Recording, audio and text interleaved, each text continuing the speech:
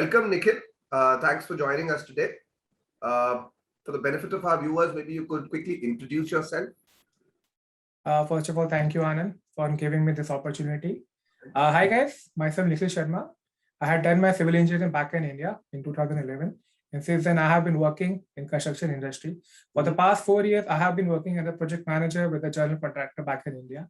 Okay. And during that period, I came to know that I needed some formal education to scale up the ladder. And while I was in that very period of deciding going for my master degree, putting all those investment, I came to a conclusion that coming to Canada with a student who would pursuing the project management course here is the most viable option for me. And right now, here I am in Canada pursuing project management from Humber College. As of now, it has been a roller coaster ride, I would be saying. And and I'm looking forward to continue my career as a project manager in Canada. Okay. So cumulatively, Nikhil, I think you have almost 8 years of work experience. Is that right? Yeah. Total 8 years of work experience. Right. So my very first question to you is, after 8 years, what changed? Why did you decide that, two things happened, right? From what you said. You decided that you needed to get higher education to upskill yourself. And the second thing that happened was that you decided that, hey, Canada is the place to do it. So can you help us understand these two choices that you made? I like looking at the demographic of how our country is progressing. And looking at how the current situation is, it was not I was not seeing myself fit to have a place by myself in India down the line past 10 years, I would be saying. So at that moment, I was like decisive that, and on top of that, I was at a pivotal point in my career that in order to upscale, in order to encash all that experience, I needed to have a formal education in management and that very particular field. I decided that, okay, X amount of investment is required if I would be going for a good B school in India. And almost similar is required if I would be taking the chance of going abroad. But again, I just weighed the pros and cons. I listed what all benefits does Canada is giving me, not in terms of a better lifestyle, but here the work-life balance is so sorted, the environment is so clean, and all those factors come into play, and I just came to Canada. Amazing. I think some of the lesser mentioned things, because pretty much everybody who goes to Canada nowadays is thinking of a PR and is thinking of, I want to settle abroad, but nobody tells you the real reasons for it. Exactly. Thanks for you have to have a solid reason for which you are spending so much time, so much energy, so much investment into your option, right? You should have a solid backing for that. That's right. Okay. So in your assessment, you went there with substantial work experience, right? But tell us about your cohort at Humber College, right? So what kind of people do you study this program that you're studying? What's the profile of all the candidates around you, both from India and from Canada and other countries? Okay, I had a very diverse experienced professional in my class. Some ranging from having experience, some are like the PhDs, having experience of close to 15 years.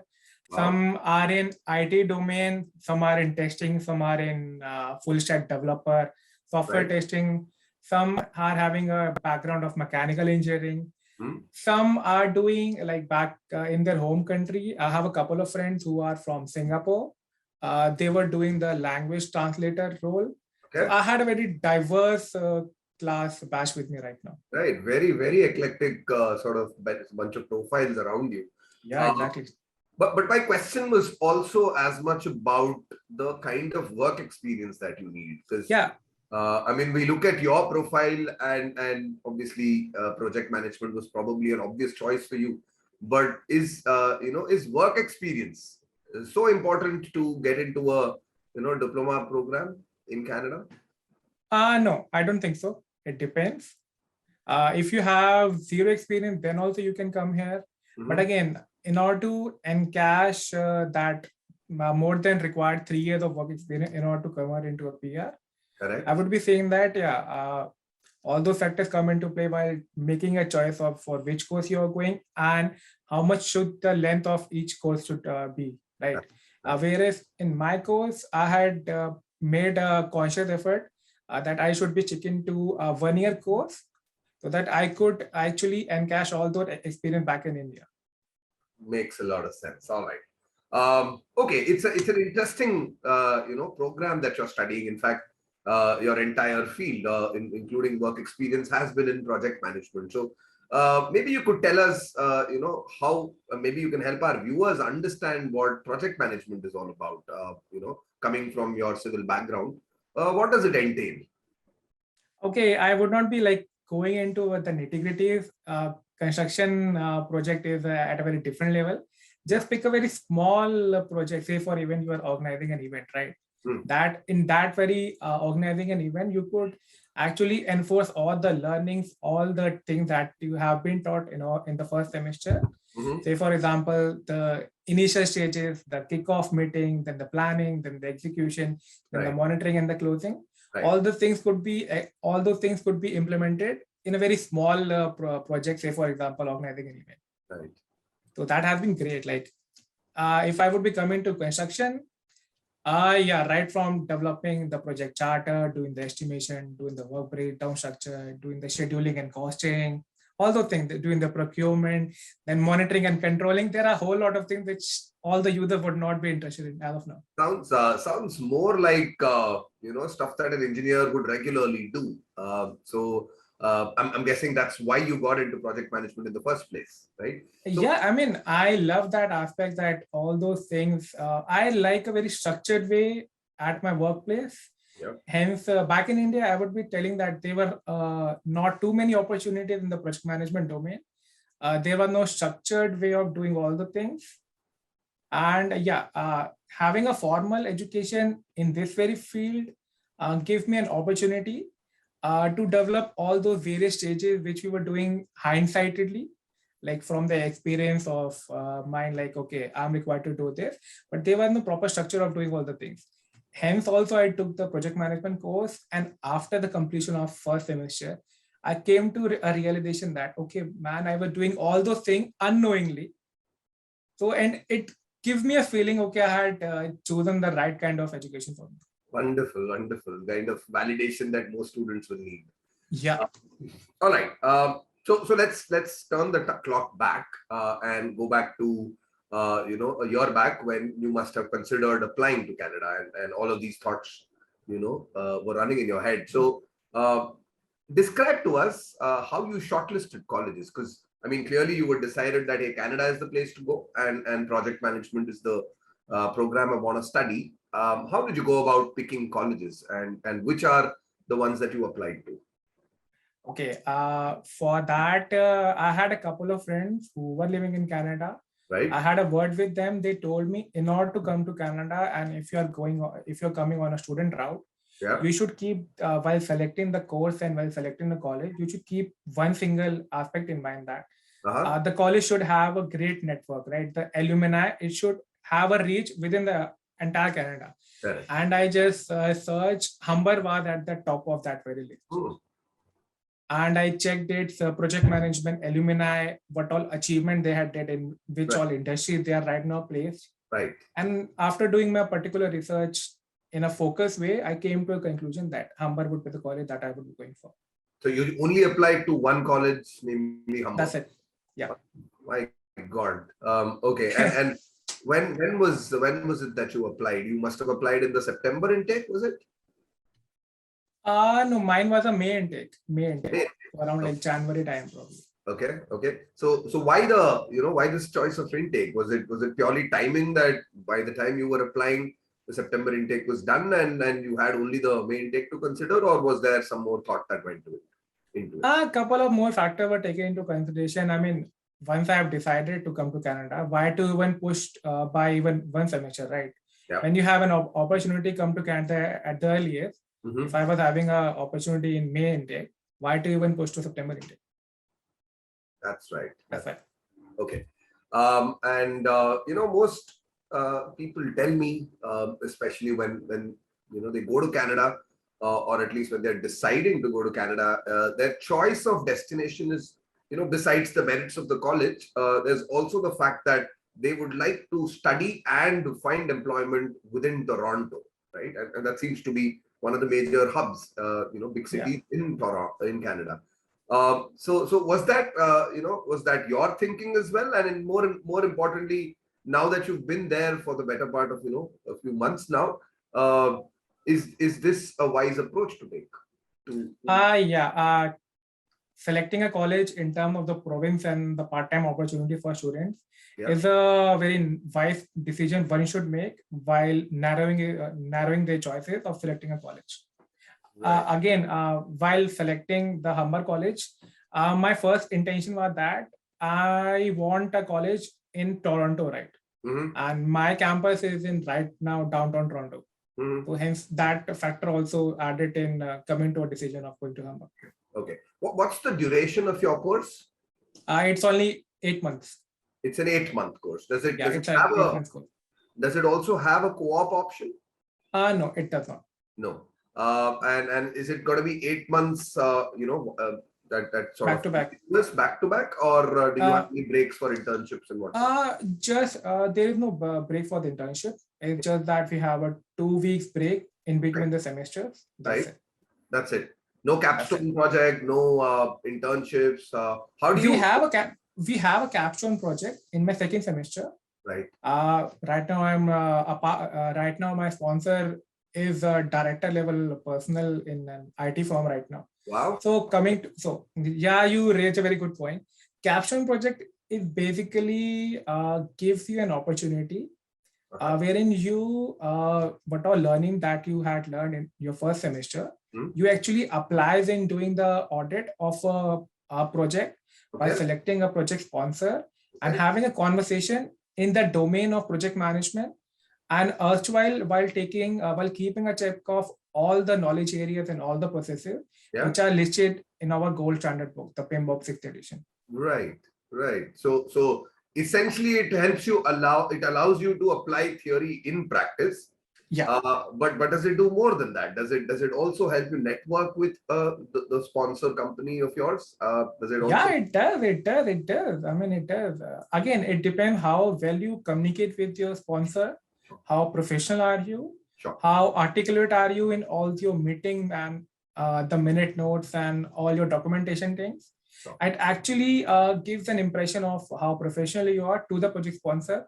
And if he's satisfied towards the very end, right, okay, like this a group of person or this person has been very formal throughout his Capstone project, then if an opportunity comes by in my organization, that sponsor will definitely help you. So what was your strategy to impress director level sponsor of yours, right? You've thought about it a great deal.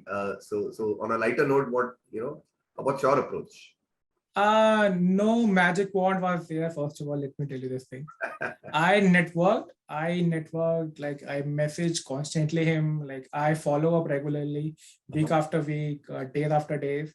And after a great deal of follow from my side, he came to a conclusion that he would be my project sponsor. Okay.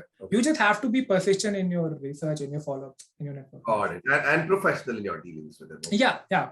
Being professional is the topmost thing you should do. Right. Okay. So I mean, I'm going to now touch upon something which, obviously we have talked about in passing, but which probably would be the most important consideration for an Indian student, which is jobs. Let me shoot straight from the bow on this. Well, you went in with 8 years of experience and you're doing a 1-year diploma, right? Does that assure you of a job in Canada? Again, you have to be very smart while you are coming to Canada, while you have make a decision of coming to Canada. You have to start your network right from the day one, right? Right. If you think that, okay, coming to Canada after first semester or just around the end of second semester, you start your networking, then I'm sorry. Then you would have to keep on doing the survival jobs. But again, if you are smart, if you know how to do, if you have mastered the skill of networking, and if you are able to make those proper connections, then getting a job just after the finishing of this course is a very simple thing. Is it? Okay. All right. That's quite reassuring. I have seen I have a couple of friends of mine. Okay. Like who actually did 1 year course and they just mastered the skill of self-branding, as we call over LinkedIn. Right. They mastered the networking strategy. Right. And they have a job. They have a job just after the graduation. So does it help that you already had friends and a sort of network in place before you went, to Canada? Because no, my network, I mean, those friends of mine were giving me information how to network, how to do tips and tricks, right? That can be actually, if you want to check, you can have YouTube. You can check YouTube videos over there. Okay. But again, networking strategy depends from person to person. Right. So it's a very smart hack. You should know how to get the mastery as early as possible. Right. I'm sort of trying to connect it to Mentors Capital because, internally our belief system says that, well, if you don't have the answer, go speak to somebody who's already gone down the same route. And surely you'll probably get, if not the answer, at least a way to get to the answer, right? And I too resonate with what you have just said. Like, this was my philosophy. When I just started my first semester, I was keen on getting a role in my domain only. So from day one, I just make a conscious, focused networking strategy for myself. Okay, these are the companies that I see myself probably as a project manager, assistant project manager after my graduation. Okay. And I just jotted down, okay, around 50 companies are there. And in these 50 companies, these are the roles that they offer to a person having a decent amount of experience just after having a degree of project management. Okay. So you have to be very smart in all those things. You have to be very focused. Absolutely. You should know what your strengths are and you should maximize on those. So now that we're talking about jobs and I mean, what we've touched upon is the importance of networking in finding, jobs and finding the right job and finding it soon. But what's the on-ground situation of the economy of Canada? Because, I mean, everybody I speak to tells me that the Canadian economy is booming. There are sectors which are doing really well. But it, I need to take it with a pinch of salt, isn't it? We're in the middle of a pandemic. And things can't be all rosy. So what's your reading of the situation on the ground there? Since the time, like, if I were to honest with you, I have been off lately observing that the job market and the economy is upon the rise again. I have been keeping a proper tab on how the various job postings are and how the market is actually playing. When I started my first semester, at that moment I was a bit skeptical that I might not be able to get a job in my field just after the graduation. But since the starting of the second semester or just towards the end of my first semester, the job market has picked up. I mean, it's going crazy as of right now. There are so many opportunities. If I would be saying alone for construction industry, and what else to say about the IT, the financing, there are a plethora of opportunities available as of now. I can definitely vouch for this because there is a shortage of the workforce here in Canada. A skilled workforce. So they want, there are certain provinces that are actually paying you to get a certain skill set. And after that, you would have to work in that very province. And you won't believe they are giving way more than the basic pay rate. Okay. So the opportunities here are great. Oh, wonderful. That's very, very nice to hear if you're an Indian student looking to apply. Okay, interesting question though. Canada, I think, is split into two portions, one of which is English speaking, and the other one which is French speaking, right? So the Quebec part of Canada, if I may say. So most Indian students take the approach saying that let's go study in the English speaking part and work there and settle down there, right? But surely there must be equal, if not greater, opportunities on the other side, right? So what has been your observation in this regard? I would be saying that, since my research has been limited to construction industry, there I find the opportunities in English speaking courses only, like all those who have English as the primary language. There is no mandatory requirement that you should have a French language. You should have a mastery over French language. There is no requirement for that. So I really don't know much about how the Quebec part, how many opportunities are there if you have a mastery in French. But Definitely, that would be an added advantage for you if you could somehow move into the Quebec part, have a bit of learning in the French. That would be a great thing for you. Amazing. Okay, makes sense. I mean, that was the intent of the question. If I am applying, for next September intake, and I'm applying right now, should I consider it worth my while to learn French? Because by the time I finish, I would definitely say yes to that. Not only in terms of the job aspect, but in terms of if you are thinking of PR also, right? Okay. You can actually gain some more points by giving a certain type of French speaking test or somewhere down the line. Right. Just as we give our IELTS, there is a test for French also. So you could, if you have a bit of learning in French language, and if you are proficient to that level, you can actually gain more points in your PR. Makes sense. I mean, it helps you with the PR, like you say, and it also helps, it opens up another part of the country Exactly. of job search, which, I mean, it can't exactly. hurt. Exactly. Okay. Well, okay, let me move on to, we've talked about jobs and economy, but just in passing, so you mentioned construction, and technology. Any other sectors that are doing really, really well in Canada? Because I mean, as an Indian looking to apply, I mean, I would feel a lot more comfortable if I knew that the sector that I'm targeting is doing well there. So, any other sectoral sort of inputs from you? There would be a health sector, I believe. Then financing, auditing. I mean, those basic factors. Okay. Fair enough. Right. Let's move on to funding your education. I know that you went in with work experience. You must have had a ton of money saved up for your program. But what are the usual routes to fund your education in Canada? I know that the university and visa rules will dictate that you pay a large chunk of the fee even while you're back in India. But are there any ways of you coming to Canada during the course of at least making some sort of financial arrangement to fund your education? Yeah, there are opportunities. There are scholarships that are being provided by at the university level.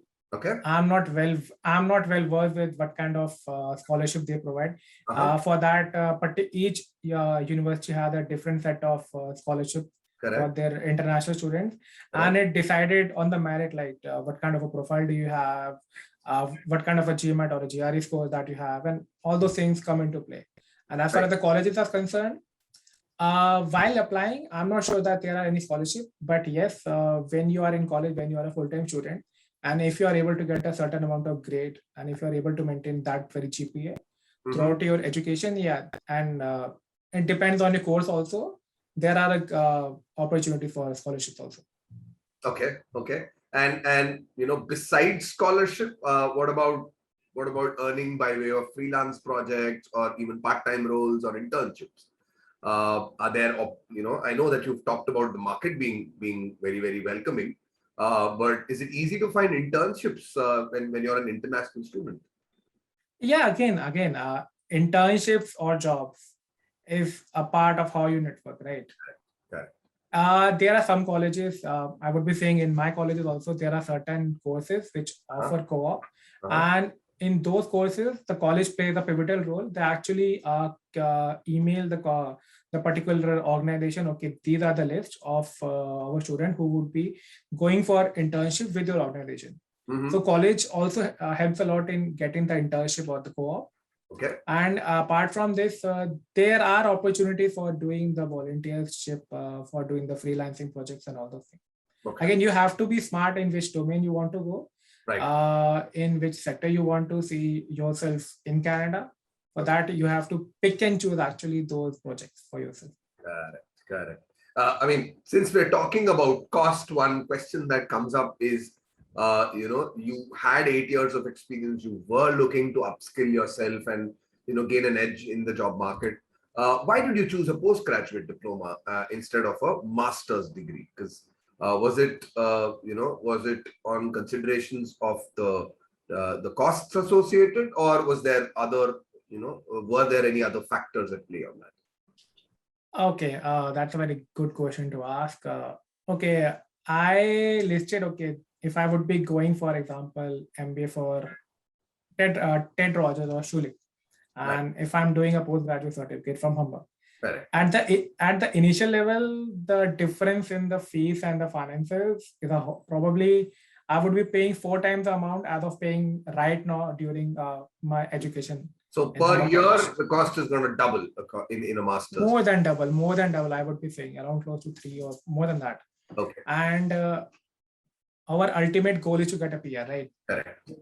And if a person who is just graduating from Schulich or Ted Rogers have a salary of close to 60-70K, and I actually have seen people graduating from Humber College, okay, and who are actually able to get that much salary. Wow. Okay. So why investing that much amount? Right. If your ultimate goal is to get a PR, right? It doesn't matter if here in Canada, what matters is if you have a particular skill set and you have a mastery over it, and you are able to convince your employer, okay, I'm really the best candidate you are looking forward for this very particular skill set. It doesn't matter whether you are a pass out of Humber College, whether you are a pass out of Schulich, it doesn't matter at all. Okay, that's a very good point. The cost is substantially higher, but exactly the outcomes are not substantially better. Is the way exactly. that you decide. Yeah, that's the best you have summarized. Okay. All right. So we've talked about the course itself and the funding of your program, but what were the admission requirements? Because I believe that postgraduate diplomas are fairly straightforward in terms of admission requirements. Anything besides the transcripts and your essays and the testing requirement of TOEFL or IELTS? No, just a standard requirement. You require your IELTS score more than 6.5, and then you submit an application with your transcript. Then you get your letter of acceptance. Then you apply for the visa. Do they all conduct an interview? No, they did not. No. Right. All right. So I think I've covered pretty much all there is in your in terms of your journey and what students can probably take away at this initial stage. But any last piece of advice? Let's say that somebody watching this video comes from an engineering background or comes from the background that project management would be suited for him. What would be the single most, the biggest piece of advice that you would give him that you have felt, was the most impactful? Okay, the single biggest advice I would be giving to all the people who are actually watching this and who actually want to come to Canada is that, okay, once you have decided you want to come to Canada, just back yourself to the very point, okay, you should have sufficient motivation coming to Canada. You should know that once you have made a decision, you should back it yourself. Why you want to come to Canada should be, you should have a reason within yourself. You should not explain it to others. And okay, you have decided to come to Canada for a construction project management course, right? And you want to see yourself as a project manager. So think that, okay, 5 years down the line in Canada, I would be a project manager in a very designated organization, a very reputed organization, and you just do the reverse engineering back from that very time, right? What all steps are required, what all sacrifices I were to say from your side are required. And once that route is sorted, you have all those steps broken down into the minute detail, then you would be surely confident, okay, this is the step I wanted to take. Very, very beautifully put indeed. I mean, basically a top-down approach, list out your goal, by a target, profile or company, and then work backwards. Engineering, style. You did say the word reverse engineering. That's the basic approach while we do our construction project, right? We pick a construction project, the end deliverable, handing over the project, and after that we break down into different deliverables, the activities and all those things. That is the same thing you apply while coming to Canada while taking a decision, right? Each decision could be considered as a project, and then you have to just break it down. Indeed so. All right. Well, thanks for your kind words, and I think this was a very useful session for the aspirants back in India. I'm sure they're going to take a wealth of knowledge from here, and I certainly hope that a few of them are going to trouble you with the need for advice, or at least definitely pick your minds about some of the jobs. Looking forward to it. And thank you again for providing me this opportunity. Thank you. Thank you, Nikhil. Thanks for coming on board today, and wish you best of luck. And let's stay connected. Sure, definitely. Thank you. Have a good day.